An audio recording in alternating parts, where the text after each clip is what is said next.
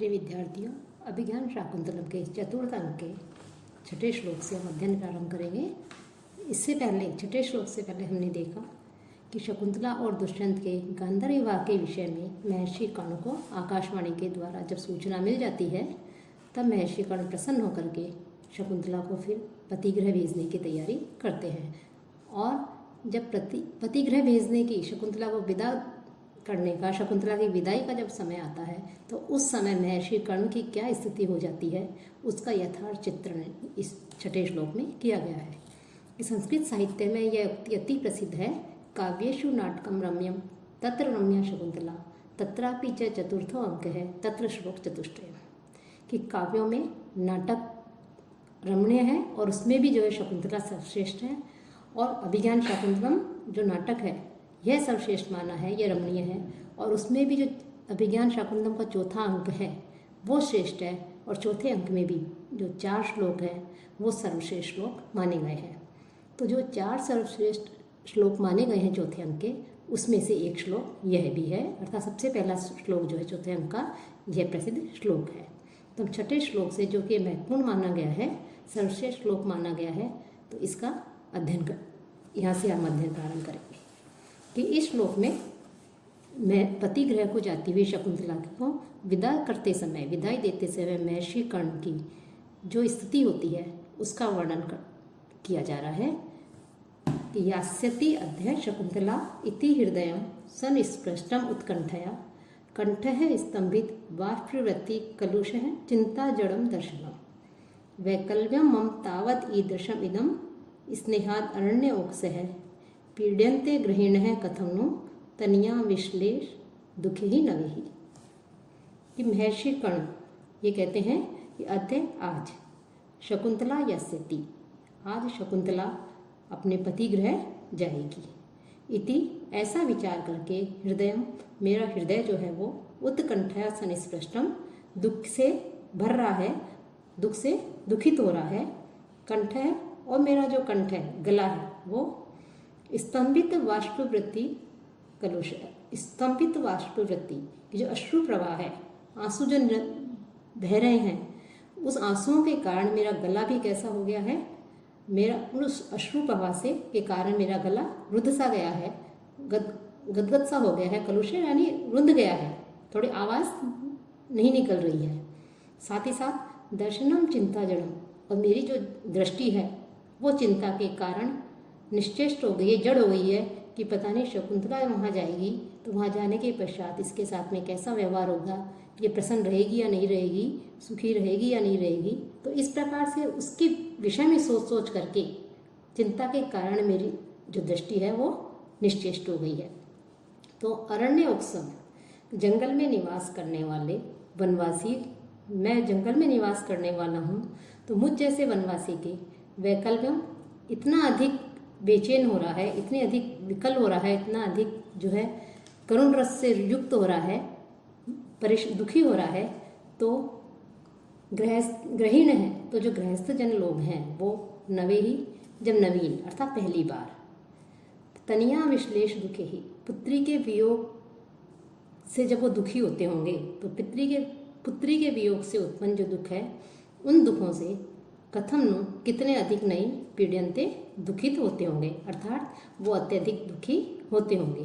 कि आज शकुंतला, महर्षि कर्ण कह रहे हैं कि आज शकुंतला जाएगी, इस कारण मेरा मन चिंता से युक्त हो रहा है। केवल विचार मात्र से ही मेरे मन की ऐसी स्थिति है कि वो अभी गई नहीं है, वो चली जाएगी। तो उसके जाने के विषय में ही सोच करके मेरे मन की ऐसी दशा हो रही है, और जब वो चली जाएगी तो ये सोच सोच करके मेरा जो हृदय है वो अत्यधिक उत्कंठित हो रहा है। आंसुओं का जो प्रवाह है उसको अंदर ही रोकने के कारण, क्योंकि अश्रु है, मैं तपस्वी हूँ, और यदि मैं ही जो है अपने आँखों से अश्रु बहाने लग जाऊँगा, यदि मैं ही रोने लग जाऊँगा, तो शकुंतला की और यहाँ उपस्थित जो और जो इसकी सखियाँ हैं और जो लोग हैं उनकी क्या स्थिति होगी। इसलिए आंसुओं के प्रवाह को अंदर ही रोकने के कारण मेरा गला रुंध गया है, मेरा गला भर गया है।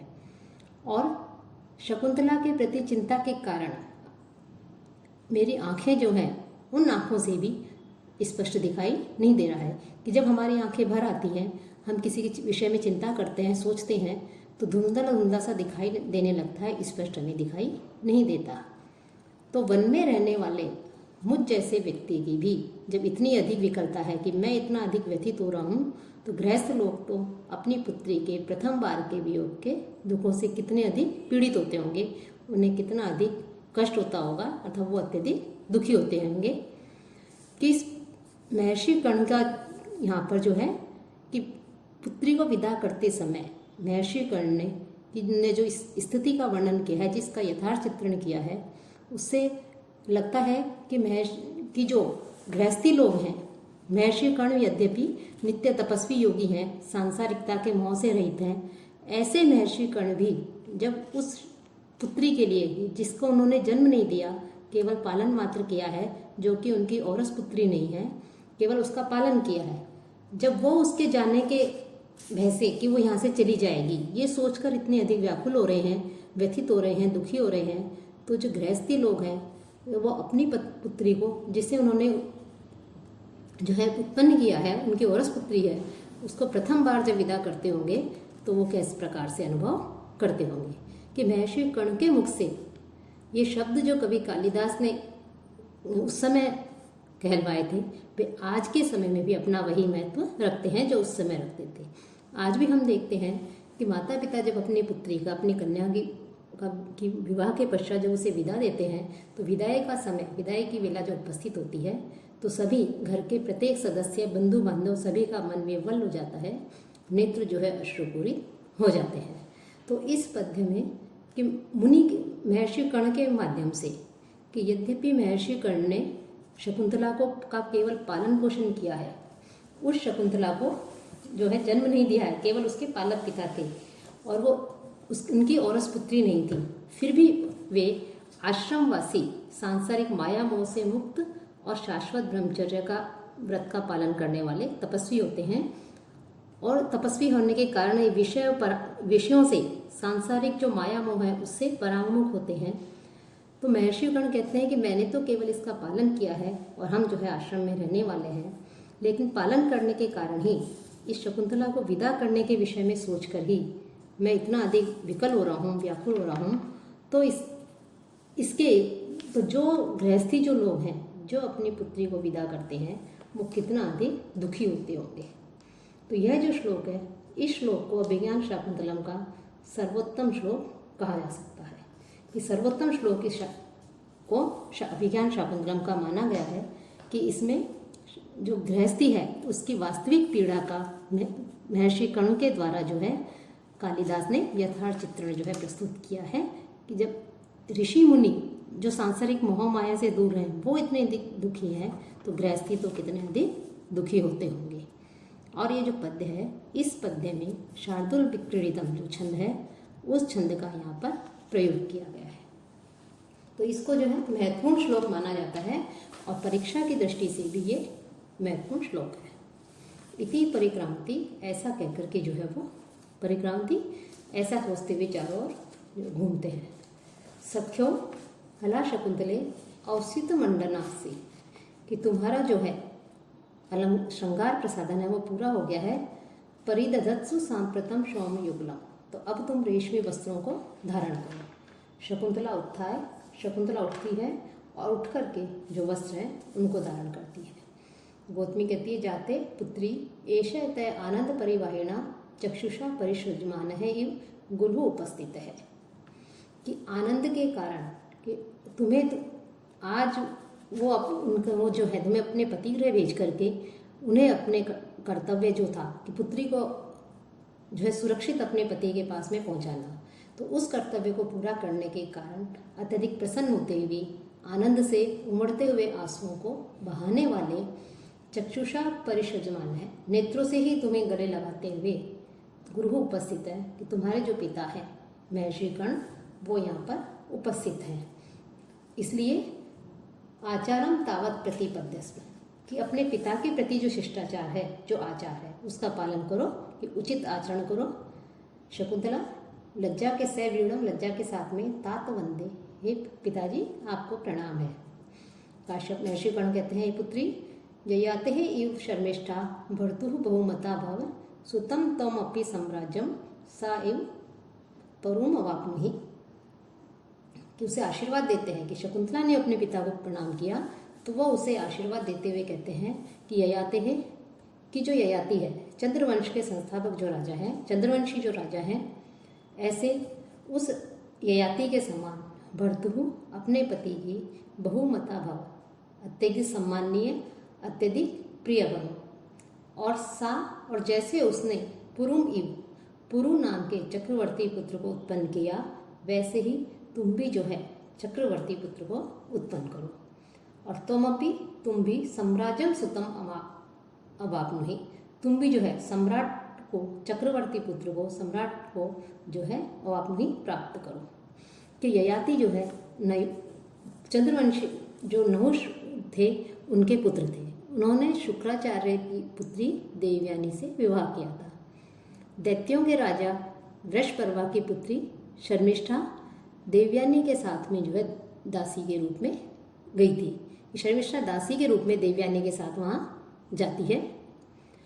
जयाति जो है वो जो दासी है शर्मिष्ठा, उसके सौंदर्य पर मुग्ध हो जाता है और वह उससे गांधा विवाह कर लेता है। इस बात से दुखी होकर के देवयानी वापस अपने पिता के पास चली जाती है। तब शुक्राचार्य ने ययाति को श्राप दिया कि वह शीघ्र ही असमय में ही वृद्ध हो जाएगा। तब जो उन्होंने श्राप दिया शुक्राचार्य ने, तो उस श्राप को जो है शर्मिष्ठा का पुत्र जो पुरु था, उसने उस श्राप को अपने ऊपर ले लिया, अर्थात अपने पिता को इस श्राप से मुक्त करवा दिया और असमय वृद्ध होने का जो श्राप था वो अपने ऊपर ले लिया। और ये यही जो पुरु थे, यही पुरु आगे चलकर पुरु वंश के संस्थापक बने, पुरु वंश का संस्थापक सम्राट हुआ। तो कि सम्राट किसे कहते हैं? चक्रवर्ती राजा, अर्थात जो अन्य राजाओं का भी अधिपति हो या उनको अपने अधीन कर लेता हो, उसे सम्राट कहा जाता है। तो जैसे कह रहे हैं कि ययाति राजा की जैसे शर्मिष्ठा अत्यधिक प्रिय थी, वैसे ही तुम भी राजा दुष्यंत के अत्यधिक प्रिय बनो, पति के सम्मानीय बनो। और जैसे उसने पुरु नामक पुत्र को, चक्रवर्ती पुत्र को उत्पन्न किया, वैसे ही तुम भी सम्राट पुत्र को जो है उत्पन्न करो, उस चक्रवर्ती पुत्र को उत्पन्न करो। कि शकुंतला द्वारा महर्षि कर्ण को प्रणाम करने पर वो उससे आशीर्वाद देते हुए कहते हैं कि तुम अपने पति की बहुमाननीय रानी बनो, चक्रवर्ती पुत्र को प्राप्त बनो। जैसे राजा ययाति को शर्मिष्ठा अत्यधिक प्रिय थी और उससे पुरु नामक यशस्वी पुत्र हुआ, वैसे ही तुम्हें भी श्रेष्ठ चक्रवर्ती पुत्र की प्राप्ति हो। कि देखा जाए तो महर्षि कर्ण का जो कथन है, यह वास्तव में एक वरदान ही है कि दुर्वासा के शाप की निवृत्ति के बाद राजा दुष्यंत शकुंतला को अत्यधिक सम्मान देते हैं, उसे अपने साथ लेके आते हैं और शकुंतला और दुष्यंत का जो पुत्र था भरत, वो चक्रवर्ती सम्राट बन जाता है।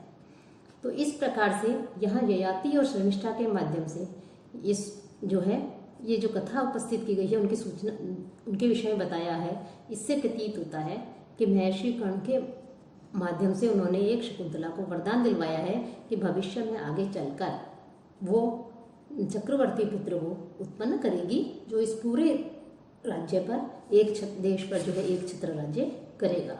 तो यह वस्तुतः महर्षि कर्ण का आशीर्वाद है। साथ ही साथ फिर जो गौतमी होती है वो कहती है, भगवान वरह खलु एष है न आशी, कि हे भगवान, यह तो वस्तुतः वरदान ही है, कि यह आशीर्वाद नहीं है, यह तो वस्तुतः आपने इसे वरदान ही दे दिया। महर्षि कर्ण कहते हैं, वत्से इतः सद्यो हुतान अग्निन प्रदर्शन पुरुष, हे पुत्री, जिसमें अभी अभी हवन किया गया है, ऐसी जिसमें अभी अभी आहुति डाली गई है, ऐसी अग्नि की परिक्रमा करो। सर्वी जो है उस जहाँ हवन किया गया था उस यज्ञ वेदी की चारों ओर हवन परिक्रमा करते हैं। कश्यप ऋग छंद सा आशास्ते, ऋग्वेद में जो छंद है उस छंद से युक्त जो है वो जो श्लोक बताया है उसके द्वारा वो आशीर्वाद देते हैं और कहते हैं कि वत्से कि हे पुत्री, अमी वेदीं परितः क्लप्त दिष्णयः समितवन्तः प्रांत संस्तीर्ण दर्भाः अपघ्रंतो दुरितम हव्य गंधे ही वैतानः त्वां वन्यः पावयन्तु। अब शकुंतला को आशीर्वाद, यहाँ भी जो है उसको आशीर्वाद देते हुए कहते हैं कि समिधाओं से युक्त वेदी के चारों ओर प्रतिष्ठापित किनारे पर बिछाए गए कुशों से युक्त यज्ञीय ये जो अग्नियां हैं, ये अग्नियां हवन की गई वस्तुओं की जो सुगंध है उससे जितने भी तुम्हारे ऊपर कोई विघ्न आए, बाधाएं आए, पाप हैं, उन पापों को विनष्ट करती हुई तुम्हें पवित्र करे। अर्थात तुम्हारे जो विघ्न हो उन सब विघ्नों को नष्ट करती हुई तुम्हें क्या करे, ये पवित्र करे।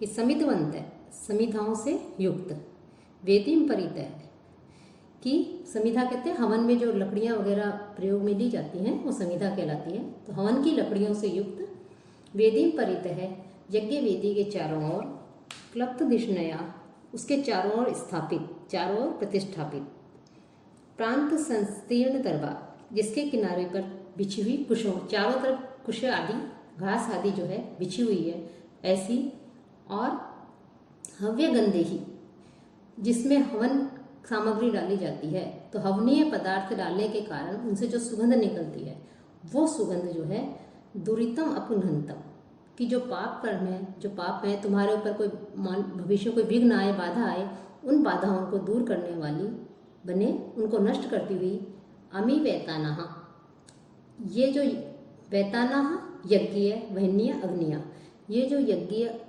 अग्नियाँ हैं, ये अग्नियाँ जो हैं त्वाम पावयंतु तुम्हें पवित्र करे, ये जो है तुम्हें पवित्र करे।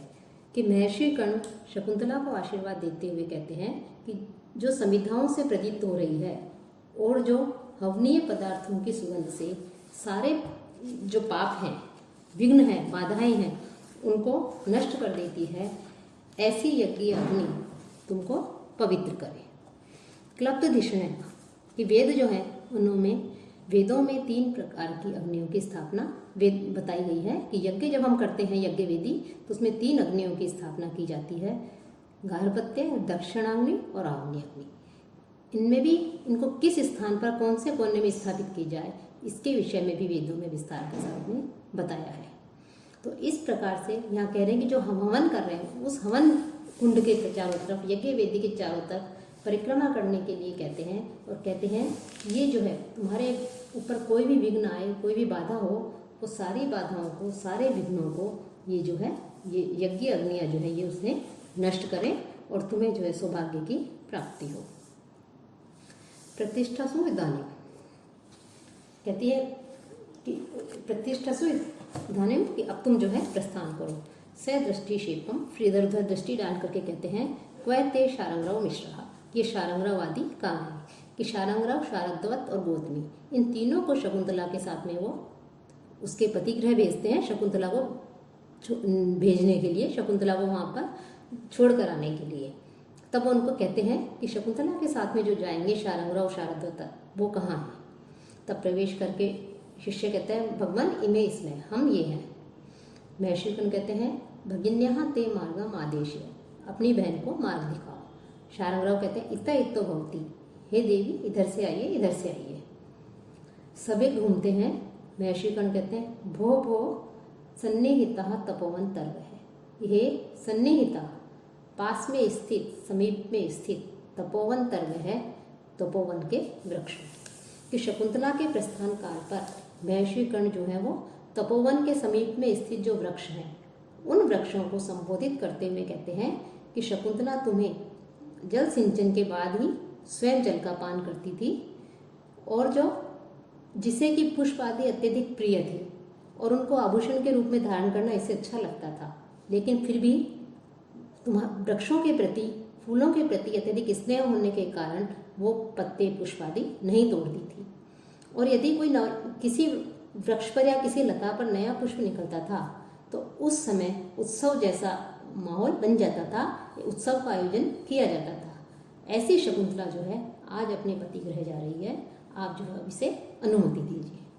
कि इस श्लोक में तपोवन की जो प्रकृति है उस पर मानव के व्यवहारों का आरोप किया गया है, और जो स्नेह है वो जो वृक्ष आदि हैं, प्रकृति है, उनके स्नेह की स्वाभाविक अभिव्यक्तियां दिखाई गई है।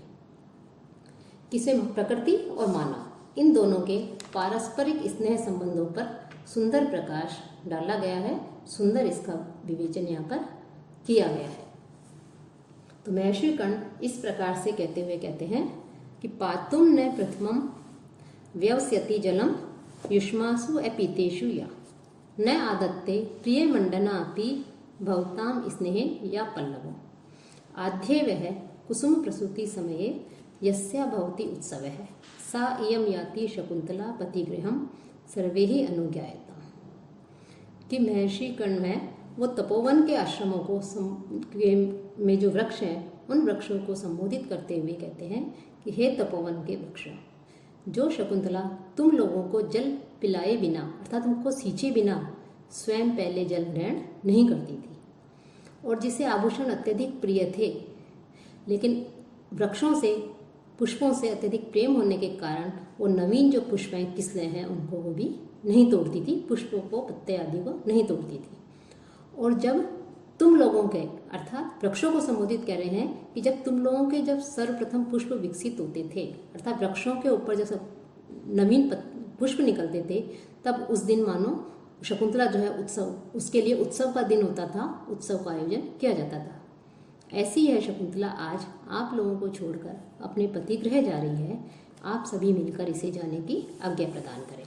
यहाँ पर प्रकृति से, वनस्पति जगत से शकुंतला का जो प्रेम है उसको प्रदर्शित किया गया है। कि कालिदास भी जो है प्रकृति प्रेमी थे, उनके प्रकृति प्रेम का भी यह सर्वोत्कृष्ट उदाहरण हम कह सकते हैं। कि युष्मासु अपीतेषु, कि आप युष्मासु आप लोगों के, अपीतेषु आप लोगों को बिना जल पिलाए, प्रथम पहले जलम पातुम न व्यवसति, जो पहले जल पीने का प्रयत्न नहीं करती थी अर्थात पौधों को पेड़ों को सींचे बिना जो पहले जल ग्रहण नहीं करती थी। प्रिय मंडना अपि, आभूषण उससे अत्यधिक प्रिय हैं, पुष्प आदि को आभूषण के रूप में धारण करना, लेकिन फिर भी या जो भवताम स्नेह, कि आप लोगों के प्रति स्नेह के कारण पल्लवम न आदत्ते, जो पत्ते आदि हैं पुष्प आदि हैं उनको नहीं तोड़ती थी। यद्यपि उसको आभूषण प्रिय है, पुष्पों के पत्तों को आभूषण के रूप में बनाकर पहनना, लेकिन आप लोगों के प्रति, वृक्षों के प्रति अत्यधिक स्नेह का होने के कारण वो उन लोगों पत्तों को नहीं तोड़ती थी। वह और आप लोगों के आद्य सबसे पहले कुसुम प्रसूति समय, जब सबसे प्रथम कोई पुष्प निकलता था किसी वृक्ष पर, लता आदि पर, तो उस पुष्प के विकसित होने पर, उसके निकलने पर यस्याः उत्सवः भवति, उस अवसर पर जो है उत्सव का आयोजन होता था। कि शकुंतला के लिए तो वो एक तरह से उत्सव का समय था, तो वो अत्यधिक प्रसन्न होती थी जिसका उत्सव मनाया जाता था। सा इयं शकुंतला, वैसी यह शकुंतला जो है पति गृहम याति, अपने पति गृह जा रही है। सर्वे ही अनुज्ञायताम, आप सब इसे आज्ञा दीजिए। कि ऐसी ये शकुंतला है, ये अपने पति गृह जा रही है, तो आप सब जो है इसे आज्ञा दीजिए। कि यहाँ पर कालिदास जो है उन्होंने इस श्लोक के माध्यम से प्रकृति के प्रति मनुष्य जाति जो है, मानव जाति है, उसका क्या कर्तव्य होना चाहिए उसके लिए बताया है। कि मनुष्य को भी अकारण ही प्रकृति जो है उसके साथ में मिलकर के रहना चाहिए, प्रकृति का अत्यधिक दोहन नहीं करना चाहिए, प्रकृति को किसी तरह से नुकसान हो उसको नहीं, ऐसे कार्य नहीं करने चाहिए, बल्कि प्रकृति की जो विश्व बंधुत्व की भावना है उस भावना को प्रकृति के प्रति भी रखना चाहिए।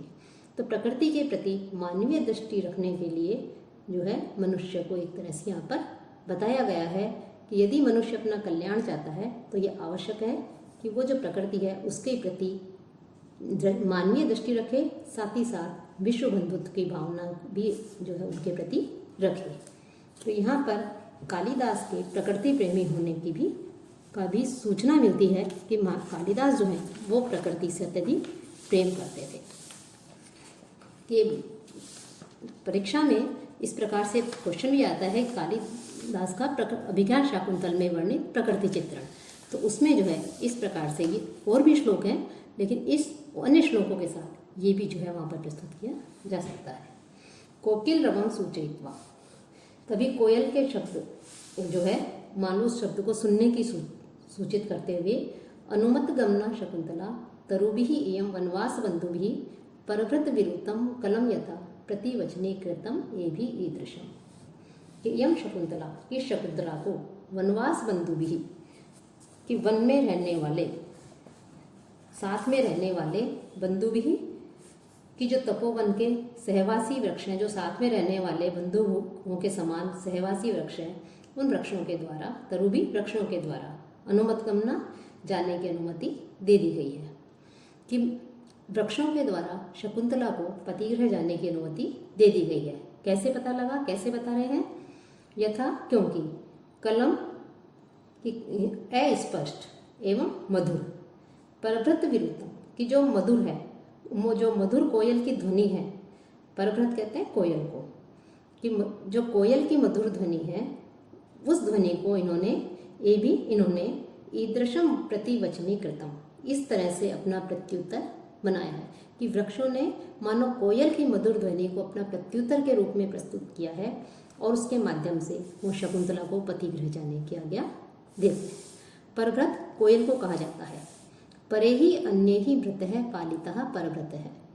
कोयल को परव्रत इसलिए कहा जाता है कि वह स्वयं अपने बच्चों को नहीं पालती, अपितु कोयल के कौवा जो होता है उनके अंडे एक से ही होते हैं, तो वह कौवों के जो घोंसले होते हैं उनमें उनको रख आती है और जो वही उनका कौवे जो है वही उनका पालन पोषण करते हैं और बड़े होने पर वो उड़ जाते हैं।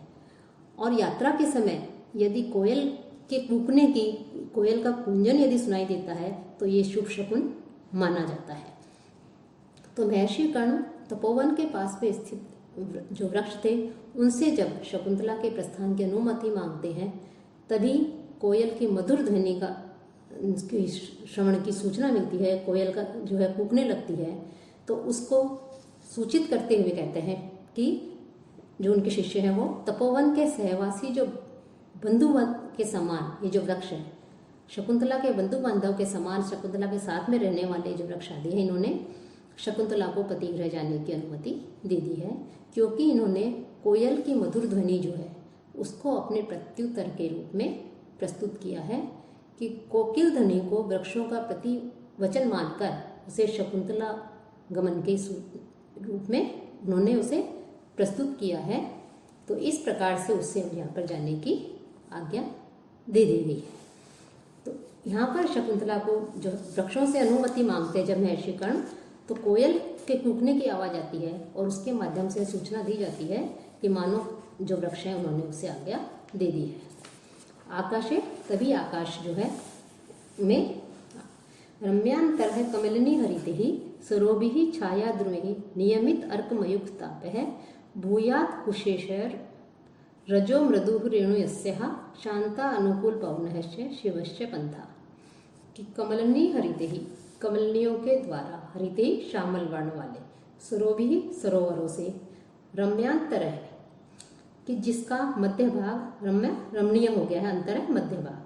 कि कमलनियों के द्वारा जिसमें कमलनियाँ खिली हुई हैं, इसके कारण श्यामल वर्ण वाला जो सरोवर है उन सरोवरों से जिसका मध्य भाग रमणीय हो गया है। छायांध्र में ही, और छाया वाले जो वृक्ष है उनके द्वारा नियमित अर्कमयुक्त ताप है कि सूर्य की अर्कमयुक्त ताप है, सूर्य की किरणों का जो ताप है उसको नियमित कर दिया गया है, अर्थात सूर्य की किरणों के तेज को उन वृक्षों के द्वारा रोक दिया गया है। अस्याह पंथा, इस शकुंतला का मार्ग, कुशेशय रजो मृदु रेणु, कि जो कमलों का जो पराग है उस पराग के समान मृदु कोमल रेणु धूलि वाला। कि कोमल का जो पराग होता है अत्यधिक कोमल होता है, उसके यदि अपन हाथ लगाएंगे तो तुरंत वो नीचे गिर जाता है, झड़ जाता है, अत्यधिक कोमल होता है। तो कमलों का जो पराग है उस पराग के समान कोमल धूलि वाला इस शकुंतला का मार्ग हो, साथ ही साथ शांता अनुकूल पवन है, शांत मंद और सुखद वायु जो है बहाने वाला हो, शिव चय भूयात, और कल्याणकारी बने।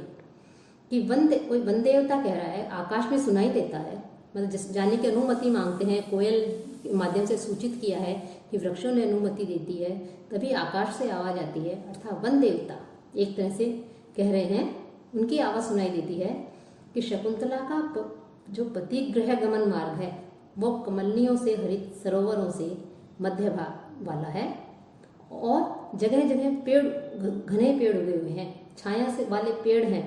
तो उन वृक्षों से जो सूर्य का जो प्रखर तेज है, सूर्य की किरणों का जो तेज है, उस तेज को उन वृक्षों ने रोक लिया है, अर्थात शीतल कर दिया उस मार्ग को। और जो मार्ग में जो धूल है वो धूली भी कैसी है, जगह जगह जो पुष्प आदि के पराग बिखरे हुए हैं, तो कमल पराग के समान कोमल धूली वाला और सुखद मंद सुगंधित वायु वाला इसका मार्ग बने। अर्थात शकुंतला का जो मार्ग है, यहाँ से जब वो जा रही है तो उसका जो गमन मार्ग है वो उसके लिए सुखदायक और मंगलकारी हो। अर्थात आकाशचारी जो वन देवता है उनके द्वारा भी शकुंतला के विदा के समय मंगल कामना प्रकट की जा रही है कि यद्यपि शकुंतला का जीवन पथ अत्यधिक कठिन और कष्टमय है, तथापि अंत में उसका जो जीवन है, जीवन पथ जो है वो कल्याणकारी बन जाएगा, उसके सारे विघ्न समाप्त हो जाएंगे। तो इस प्रकार से यहाँ पर शकुंतला को जाने की, उसके मंगलमय जीवन की जो है यहाँ पर कामना की गई है। सर्वे स विस्मयम आकर्ण्यति, सभी जो है आश्चर्यचकित होकर के सुनते हैं। शकुंतला स प्रणामम परिक्रम्य, प्रणाम पूर्वक चारों ओर घूमकर जनांतिकम हाथ की ओट में हला प्रियम वदे कि हे सखी शकुंतला, आर्यपुत्र दर्शनोत्सुकाया अपि आश्रम पदम परित्यजन्त्या दुखेन में चरणों पुरतः प्रवर्तते। हे सखी प्रियम वदा, आर्यपुत्र दर्शन उत्सुकाया कि मेरे मन में आर्यपुत्र के दर्शन के लिए उत्सुकता है, अर्थात मैं उनसे मिलने के लिए जो है बेचैन हूँ। लेकिन फिर भी आश्रम पदम, आश्रम स्थान को छोड़ते हुए मेरे जो चरण है, वो पैर हैं, वो दुख से ही पुरतः प्रवर्तते, आगे बढ़ रहे हैं। कि दुख से ही जो है मेरे चरण, मेरे पैर जो है वो आगे की ओर जा रहे हैं। कि शकुंतला कह रही है कि यद्यपि मैं दुष्यंत जो है, राजा जो है, अपने स्वामी से मिलने के लिए भी उत्सुक हूँ, लेकिन आश्रम को छोड़ने में मुझे दुख भी हो रहा है। प्रियंवदा कहती है, न केवलम तपोवन विरह कातरा सख्य, कि तपोवन के विरह से केवल सखी ही दुखी नहीं है, त्वयो उपस्थित वियोगस्य तपोवनस्य अपि तावत् समवस्था दृश्यते।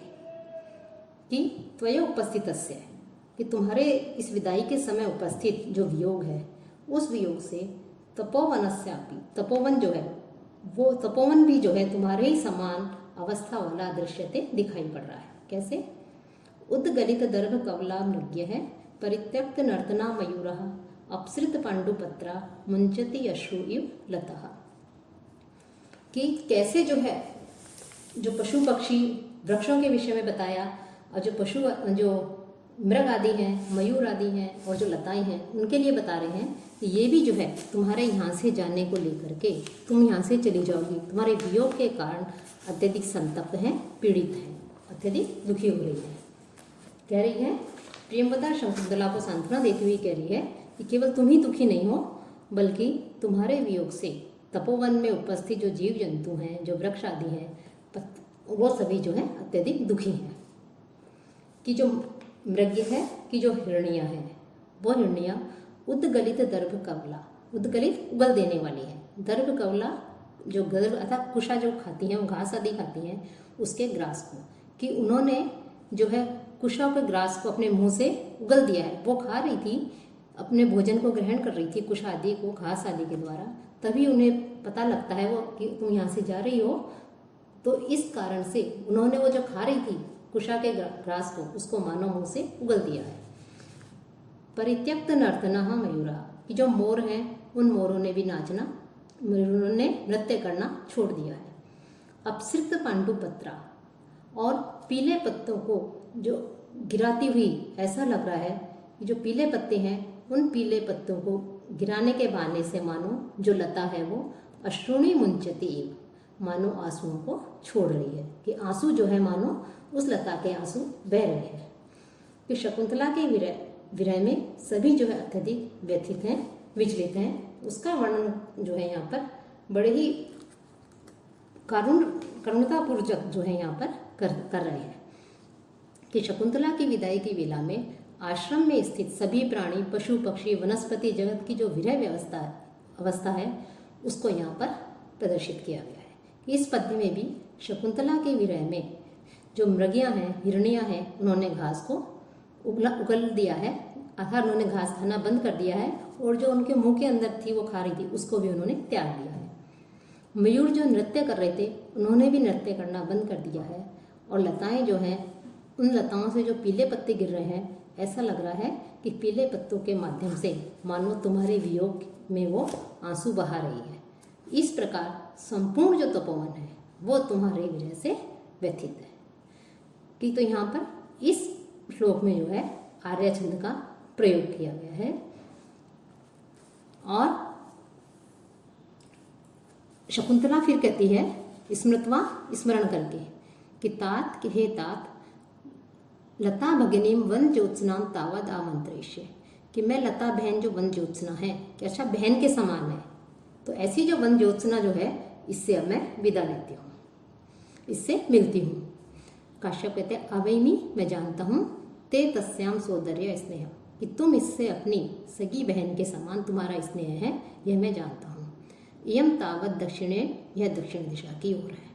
शकुंतला उपेत्य लता मांगी में, लता के पास में जाकर के कहती है कि हे वन ज्योत्सना, संगता अपि माम प्रत्यालिंगत इतगताभि शाखा बाहुभि, कि वन ज्योत्सना आम से मिली हुई भी तुम इधर की ओर आई हुई हो, अर्थात तुम आम के वृक्ष पर जो है वो लता चढ़ी हुई है, तो कह रहे हैं कि तुम आम्र से मिली हुई हो और तुम अपनी शाखाओं रूपी भुजाओं से आकर के जो है मुझसे गले मिल लो, तुम इधर की ओर, तुम्हारी शाखाएं आई हुई हैं, तो ऐसी इन शाखा रूपी भुजाओं से गले मिलो, क्योंकि अद्य प्रवृत्ति दूर परिवर्तनी ते खलु भविष्यामि, कि आज से अब मैं तुमसे दूर हो जाऊंगी।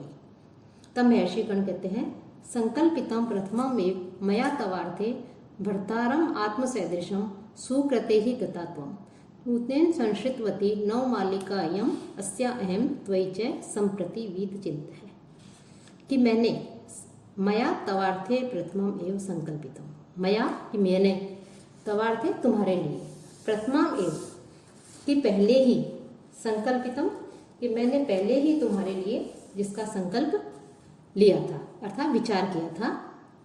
ऐसे क्या संकल्प था? आत्म सदृशम भर्तारम, कि अपने गुणों के अनुरूप, अपने अनुरूप जो वर है, पति है, उसको तुम सुकृते ही गता, पुण्यों के फलस्वरूप तुम जो है उसको प्राप्त हो गई हो। कि मैंने मन ही मन में संकल्प किया था कि तुम्हारे गुणों के अनुरूप श्रेष्ठ जो पुरुष है उससे तुम्हारा विवाह करूँगा। तो अच्छे पुण्यों के फलस्वरूप, अच्छे कर्मों के फलस्वरूप तुमने जो है अपने पति को प्राप्त हो गई हो, अपने पति को प्राप्त कर लिया है। और यह नवमालिका, ये जो नवमालिका है, वन ज्योत्सना है, यह भी आम्र के वृक्ष के साथ में संश्रितवती मिल गई है। संप्रति, अब इस समय, अहम मैं, अस्याम इस वन ज्योत्सना जो लता है इसके प्रति, और त्वयि च, और तुम्हारे प्रति कैसा हो गया हूँ? वीत चिंत है, चिंता से मुक्त हो गया हूँ। कि मैं जैसे तुम्हारे विषय में चिंतित था, यह संकल्प कर रखा था कि तुम्हारा विवाह किसी योग्य वर से ही किया जाएगा। अब पूर्व जन्म के अच्छे पुण्यों के फलस्वरूप तुमने अपने अनुरूप पति को प्राप्त कर लिया है। यह और इधर यह नवमालिका जो लता है, यह भी उचित समय पर आम्र के वृक्ष से लिपट गई है, अर्थात आम्र के वृक्ष का इसने आश्रय ले लिया है।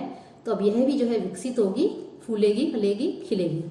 अतः अब मैं तुम्हारे प्रति और ये नवमालिका जो लता है इसके प्रति जो है निश्चिंत हो गया हूँ कि यह भी सूखेगी नहीं, और ये जो है इस आम्र के वृक्ष को प्राप्त करके, इसका सहारा लेकर के, इसका आश्रय लेकर के ये जो है विकसित होगी।